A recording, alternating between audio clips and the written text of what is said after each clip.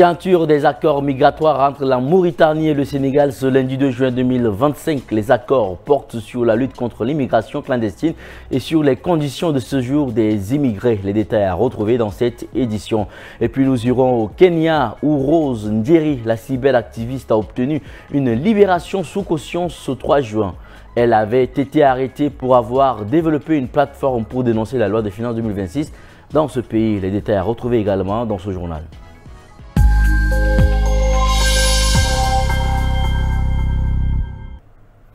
Mesdames et messieurs, bonsoir et bienvenue sur TAD Info TV. Les ministres sénégalais et mauritaniens des Affaires étrangères ont signé lundi 2 juin deux accords migratoires, l'un sur la lutte contre l'immigration clandestine et l'autre sur les conditions de séjour. Parmi les points très attendus, des mesures pour faciliter l'installation des Sénégalais en Mauritanie.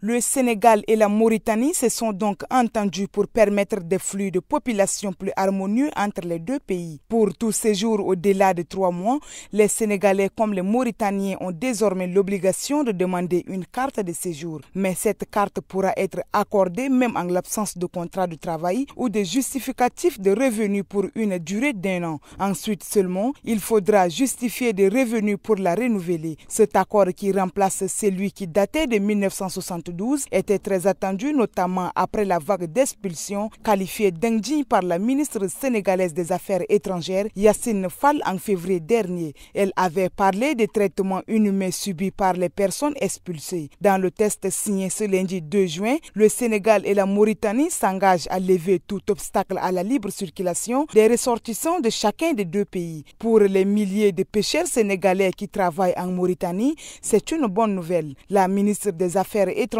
sénégalaise Yacine Fall s'est réjouie de cet accord. C'est un pas très important parce que ça reflète d'abord l'engagement de nos chefs d'État. Ces deux accords nous permettent de faire en sorte que les populations soient en mesure de se déplacer et de contribuer au développement. Enfin, un deuxième accord sur la lutte contre la migration clandestine doit permettre de mieux coordonner les efforts de la Mauritanie et du Sénégal pour éviter les départs clandestins.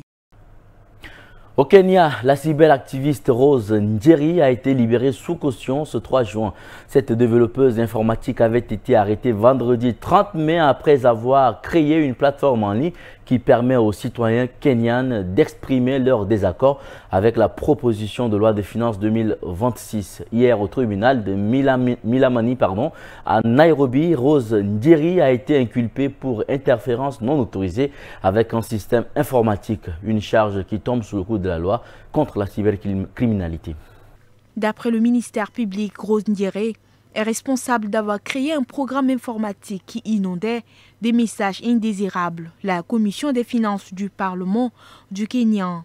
Une atteinte donc aux consultations citoyennes en cours sur la proposition de loi des finances. Un argumentaire que la défense de Rose Njeri trouve fallacieux. L'acte d'accusation est gravement défectueux et ne peut servir de base à une plaidoirie, explique Fad, présidente de la Société kenyane du droit. Cette affaire suscite une vive émotion au Kenya. Pour sa défense, Rose Njeri a bénéficié des services d'une centaine d'avocats à titre bénévole, dont l'ancien président de la Cour suprême, David Maraga, et l'ancien ministre des Affaires étrangères, Kalonzo Musyoka, tous deux pressentis candidats à la prochaine élection présidentielle. Ils connaissent le pouvoir des idées et les redoutent, affirme Rose Njeri à la sortie de l'audience. À la jeunesse kenyane, elle déclare « N'ayez pas peur de penser, soyez inspirés, restez fermes dans vos convictions, peu importe les intimidations. » Rose Njeri a recouvré la liberté ce 3 juin après le paiement d'une caution de 100 000 shillings, environ 700 €. La prochaine audience est prévue le 20 juin.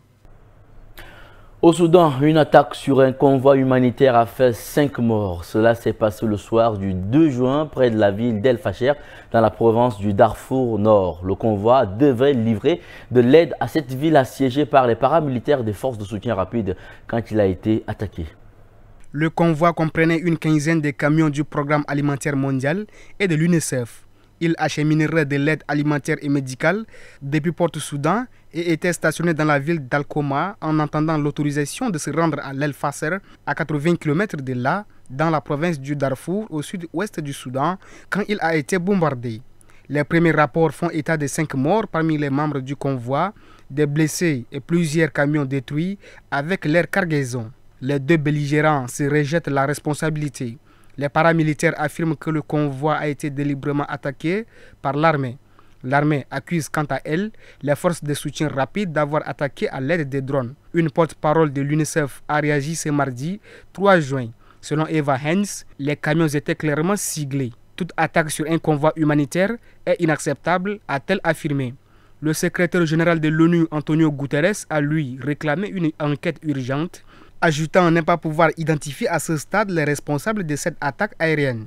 Assiégée depuis 2 ans, El Fasser est la dernière capitale du Darfour à être encore au mai de l'armée et les paramilitaires l'ont encerclé et tentent d'en prendre le contrôle. La situation humanitaire y est donc catastrophique. Des dizaines de milliers d'habitants sont coincés dans la ville sans pouvoir fuir et le ravitaillement y est très difficile.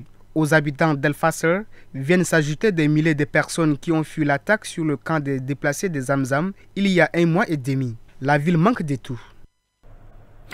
À partir de ce mercredi 4 juin 2025 et pour une durée de 5 jours, 1,5 million de fidèles sont attendus en Arabie Saoudite pour le Hajj, le pèlerinage à la Mecque.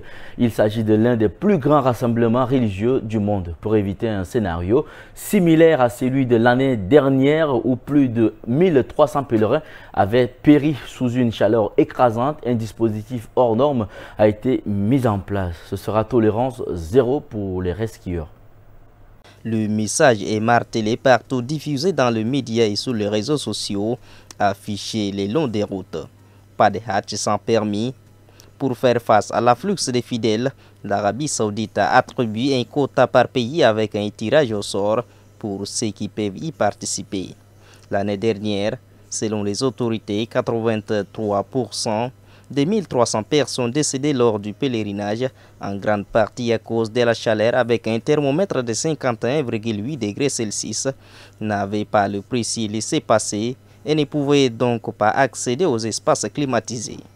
Pour réfréner les ardeurs des plus déterminés à venir malgré tout, avec un simple visa touristique avant de se joindre au pèlerinage, les Saoudiens ont donc doublé l'amende. Elle grimpe à 5 000 € assortie de 10 ans d'interdiction d'entrer dans le pays. La répression est sévère.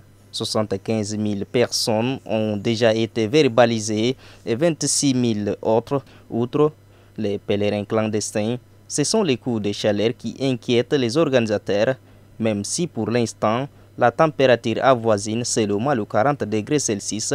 Plus de 50 000 soignants sont mobilisés, un record. Nouveauté cette année. Des drones pourront acheminer directement au-dessus de la foule des médicaments. Enfin, l'intelligence artificielle sera utilisée notamment pour la gestion des flux en direct. À présent, direction Corée du Sud, où au lendemain de la victoire de Lee Jae-myung à l'élection présidentielle, le nouveau président est immédiatement investi. Une prise de fonction rapide pour se mettre directement à la tâche et rattraper 6 mois d'instabilité politique depuis la destitution de l'ex-président Yoon Suk-yeol en décembre dernier. Lee Jae-myung a prêté serment ce mercredi 4 juin au matin. Dès le lendemain de sa victoire, Lee Jae-myung a choisi une cérémonie d'investiture en petit comité. 300 personnes à peine dans une salle de l'Assemblée nationale. C'est lui qui avait été poignardé en janvier 2024 et fait sa campagne derrière une vitre par balle, craint encore pour sa sécurité dans une Corée qui reste divisée malgré sa victoire, rapporte le correspondant de RFI à Séoul, Celio Fioretti. Après 6 mois de profonde crise politique, cet ancien ouvrier de 60 ans a remporté l'élection avec 49,42% des voix contre 41,15% pour son adversaire de droite Kim Moon-so, qui a concédé sa défaite dans la nuit. Selon les résultats définitifs publiés par la commission, Lee Jae-myung arrive à la tête d'un pays ultra polarisé et à l'économie fragilisée par les guerres commerciales mondiales déclarées par le président Donald Trump. Dans son discours d'investiture, Lee Jae-myung a appelé à rassembler les Sud-Coréens et à réaffirmer la démocratie après la crise politique. Il a promis également de relancer l'économie durement touchée par l'instabilité des 6 derniers mois et aussi de renouer le contact avec le voisin nord-coréen puisque le sommet de l'État était vide depuis la déposition de Yoon Suk Yeol, Lee Jae-myung est investi immédiatement après la certification de sa victoire, sans habituelle période de transition entre deux dirigeants. Lee Jae-myung s'installera prochainement dans la résidence d'État, la Maison Bleue, qui avait été abandonnée et ouverte au public par l'ex-président Yoon Suk Yeol en 2022. C'est avec cette dernière information que nous mettons ainsi fin à cette édition, mesdames et messieurs. Merci de l'avoir suivi. Très bonne suite de programme sur Tchad Info TV, votre chaîne d'information.